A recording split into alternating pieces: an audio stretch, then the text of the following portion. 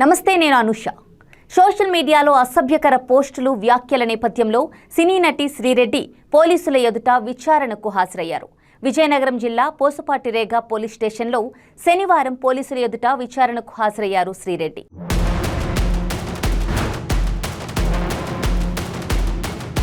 ముఖ్యమంత్రి Nara Chandrababu Naidu, deputy CM Pawan Kalyan, మంత్రి నారా లోకేష్ మీద అసభ్యకరమైన పోస్టులు పెట్టారంటూ శ్రీరెడ్డిపై పలు పోలీస్ స్టేషన్లలో కేసులు నమోదయ్యాయి.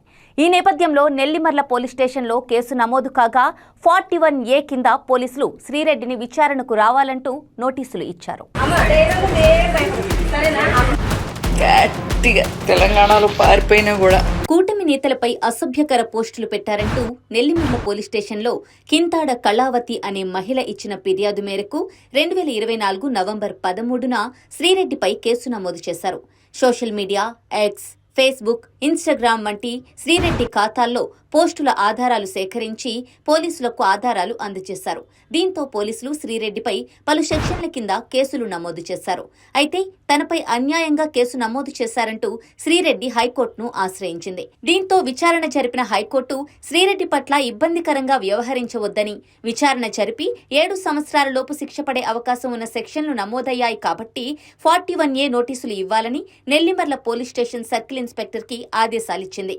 అంతేకాకుండా పోలీసుల విచారణకు సహకరించాలని శ్రీరెడ్డికి కూడా సూచించింది హైకోర్టు. అలా హైకోర్టు ఆదేశాలతో శ్రీరెడ్డి పోసుపాటిరేగ పోలీస్ స్టేషన్లోని సర్కిల్ ఇన్స్పెక్టర్ ముందు హాజరై విచారణ ఎదుర్కొన్నారు. పలు కీలక అంశాలపై సిఐ రామకృష్ణ శ్రీరెడ్డిని విచారించారు. సోషల్ మీడియాలో శ్రీరెడ్డి పెట్టిన పోస్టులు చూపించి ఇవి మీరు పెట్టినవేనా, ఎందుకు పెట్టాల్సి వచ్చింది అనే అనేక రకాల ప్రశ్నలతో విచారణ జరిపారు. అనంతరం హైకోర్టు ఆదేశాల మేరకు శ్రీరెడ్డికి 41A నోటీసులు ఇచ్చారు పోలీసులు.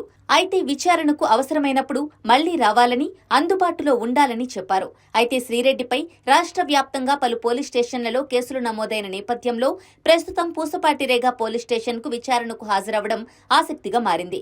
కేసులు నమోదైన ఇతర పోలీస్ స్టేషన్లకు కూడా విచారణకు హాజరవుతారా, లేక న్యాయస్థానాల ద్వారా ఉపశమనం పొందుతారా అనేది చూడాల్సి ఉంది. తెలంగాణలో పారిపోయినా కూడా శ్రీరెడ్డి విచారణకు హాజరైన నేపథ్యంలో పెద్ద ఎత్తున మహిళా వైఎస్ఆర్సీపీ నాయకులు చేరుకున్నారు. శ్రీరెడ్డిని అరెస్ట్ చేస్తారనే ప్రచారం జరగడంతో ఎక్కువ మంది అక్కడ గుమిగూడారు. విజయనగరం, అనకాపల్లి 2 పోలీస్ స్టేషన్లలో ఆమె విచారణకు హాజరయ్యారు. విచారణలో శ్రీరెడ్డి పలు ఆసక్తికర విషయాలు వెల్లడించినట్లు తెలుస్తోంది. అనుచిత వ్యాఖ్యల కేసులో నటి శ్రీరెడ్డి శనివారం విజయనగరం జిల్లా పూసపాటిరేగ, అనకాపల్లి పట్టణ పోలీస్ స్టేషన్లలో విచారణకు హాజరు కాగా పూసపాటిరేగలో సిఐజి రామకృష్ణ, అనకాపల్లిలో సిఐటివి విజయ్ కుమార్ విచారణ అధికారులుగా వ్యవహరించారు. 41A కింద పోలీసులు శ్రీరెడ్డిని విచారణకు రావాలంటూ నోటీసులు ఇచ్చారు. విచారణ సందర్భంగా శ్రీరెడ్డి కీలక వ్యాఖ్యలు చేసినట్లు తెలుస్తోంది. వైఎస్ జగన్ కోసమే చంద్రబాబు, పవన్ కళ్యాణ్ గురించి అసభ్యకర పోస్టులు పెట్టినట్లు శ్రీరెడ్డి విచారణలో అంగీకరించినట్లు సమాచారం. తెలంగాణలో పారిపోయినా కూడా నటుడు, రచయిత పోసాని కృష్ణమురళి కూడా చంద్రబాబు నాయుడు, పవన్ కళ్యాణ్లపై గతంలో చేసిన వ్యాఖ్యల కారణంగా జైలు పాలయ్యారు. సుమారు 24 రోజుల పాటు జైలులో గడిపిన పోసాని ఇటీవల బెయిల్ రావడంతో బయటకు వచ్చారు. డైరెక్టర్ రామ్ గోపాల్ వర్మపై కూడా ఇదే అంశంలో కేసులు నమోదయ్యాయి. ఆర్జీవీ కూడా అరెస్ట్ అవుతారని వార్తలు వచ్చినప్పటికీ ఆయనకు కోర్టు ముందస్తు బెయిల్ మంజూరు చేసింది. తెలంగాణలో పారిపోయినా కూడా